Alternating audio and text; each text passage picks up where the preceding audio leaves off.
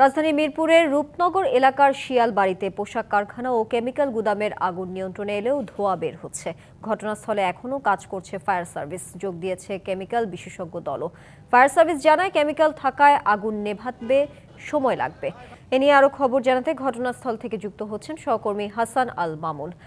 Mamun, chemical গুদামের বিষয়ে fire service কি ধরনের শঙ্কার কথা জানিয়েছেন, বিস্তারিত জানাবেন।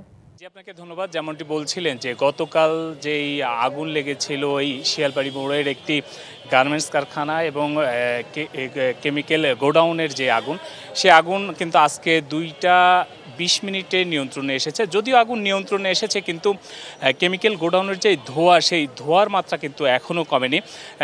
এখানে বুয়েটের একটি প্রতিনিধি দল আসার কথা ছিল, তারা ধোঁয়ার বিষয়ে জানতে পেরে কিন্তু আজকে তারা আসেনি, আগামীকাল আসবে বলে জানিয়েছে। আর ইলেকট্রিক সেফটি অ্যাসোসিয়েশনের একটি প্রতিনিধি দল এসেছিল। তারা এই ধোঁয়ার বিষয়ে ভেতরে পর্যবেক্ষণে যেতে চেয়েছিল, কিন্তু তারা কিছু দূর যাওয়ার পরে কিন্তু ফেরত এসেছে। ধোঁয়ার যেই বিষক্রিয়া, সেই বিষক্রিয়ার ভয়াবহতার কথা বলে কিন্তু তারা আজকে ফিরে গিয়েছে এবং এই ধোঁয়ার মাত্রা কমার পরে কিন্তু তারা সেখানে যেতে পারবে। আরেকটি বিষয় একটু জানিয়ে রাখতে চাই যে যেই কেমিক্যাল গোডাউনে ধোঁয়া উঠছে, এখন পর্যন্ত ফায়ার সার্ভিসের পক্ষ থেকে জানানো হয়েছে যে 6 থেকে 7 ধরনের কেমিক্যাল একসাথে মিশে যাওয়ার কারণেই কিন্তু এর বিষক্রিয়া আরও ভয়ঙ্কর আকার ধারণ করছে, যার কারণে ফায়ার সার্ভিস জানিয়েছে যে এখানে আশেপাশে যারা মানুষ রয়েছে, উৎসুক জনতা, তারা যেন এখানে ভিড় না করে। তো ফায়ার সার্ভিসের 5টি ইউনিট এখানে রয়েছে, তারা ধোঁয়া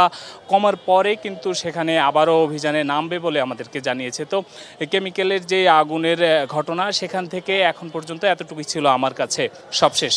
মামুন, আপনাকে ধন্যবাদ যুক্ত থাকার জন্য।